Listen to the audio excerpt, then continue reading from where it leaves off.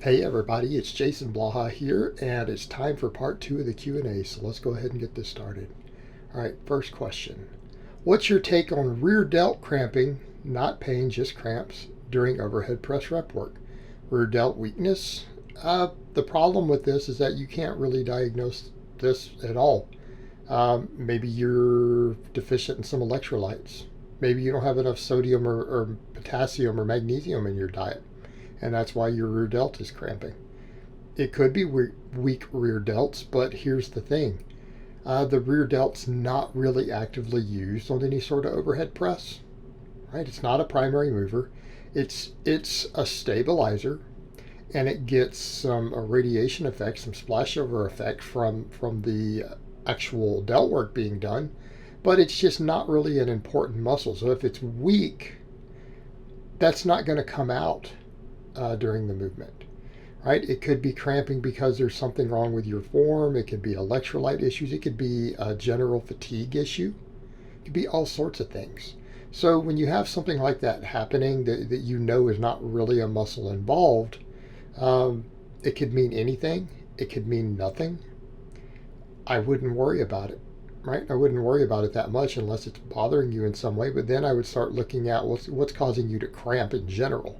Because if a muscle is cramping that it's, again, not even being used directly, there's something else going on you might need to address. Again, it could be diet related, right? It could be not enough electrolytes, not enough hydration. And you need to make sure that those things are sorted. All right, next question.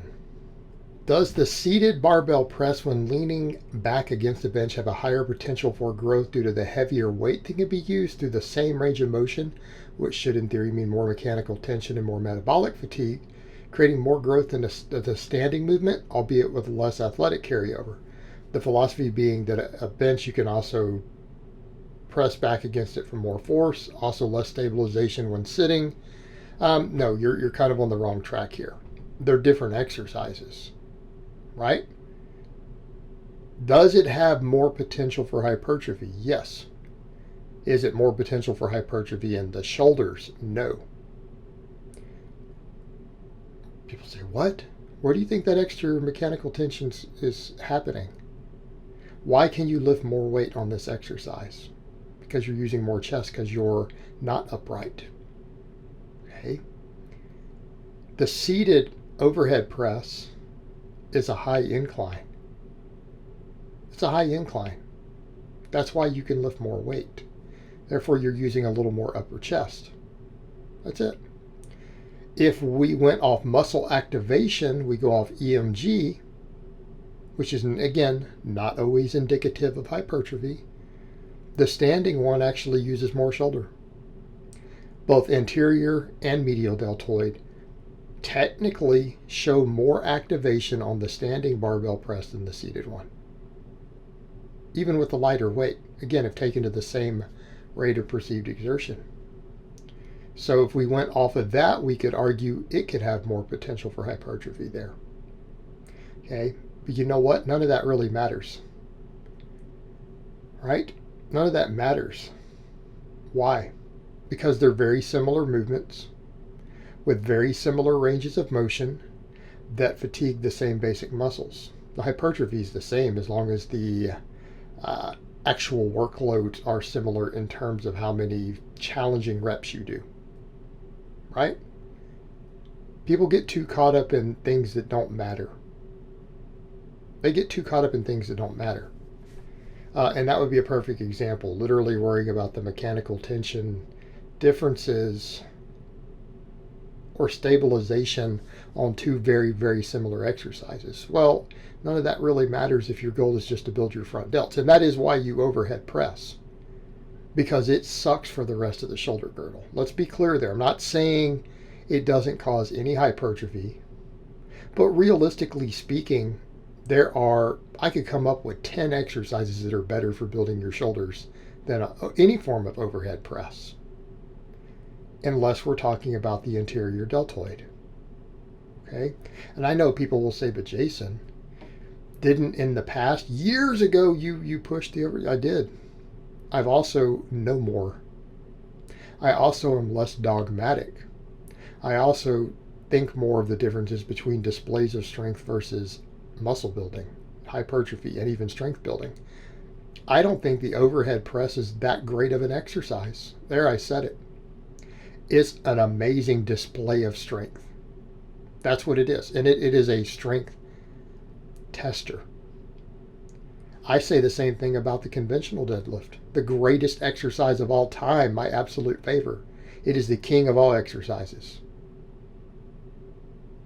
It falls in the same category. It's not a particularly good muscle builder.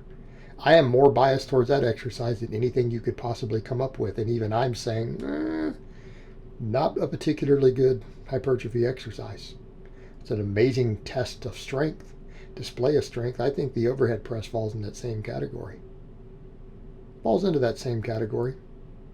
And a lot of my clients don't train it at all. A lot of them do, a lot of them don't. Depends on what we're doing. It's an optional movement.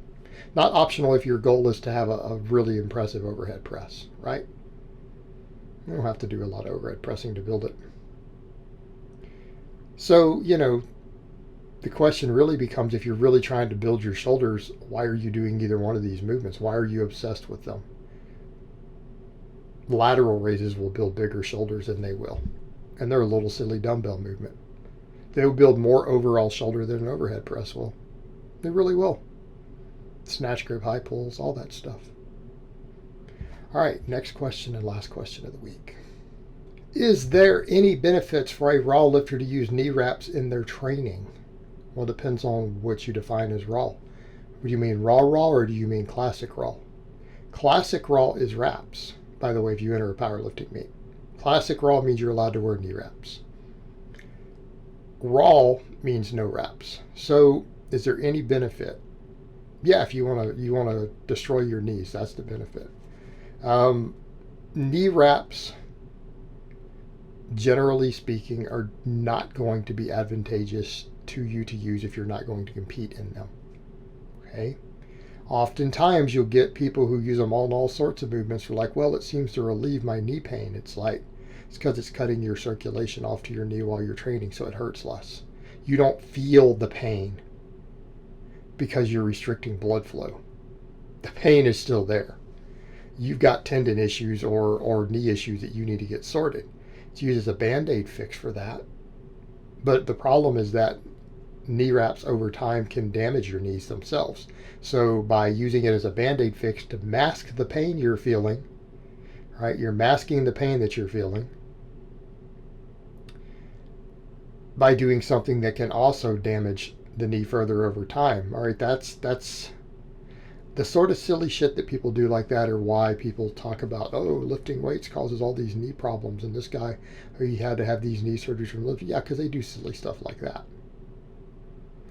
The only argument you could make is like, well, it can be like a form of accommodating resistance, right? It can change your strength curve. There are ways to do that don't involve you putting that extra stress on the patella that can damage your knee over time, though. Why don't you just use bands or chains like everyone else? See how much more elegant of a solution that is, and then you don't have those problems. Look, if you want to have contrast weight to where you want to make it easier at the bottom so that you can handle heavier weights higher up, okay, squat to a higher box. You can do that.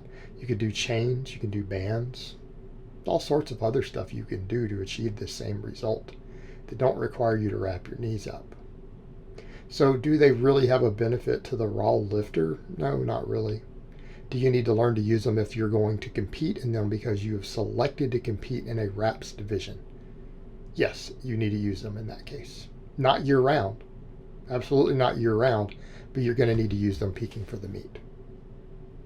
All right, guys, but that's really all I have to say on that today. I hope it's been informative, and I will talk to you guys next time.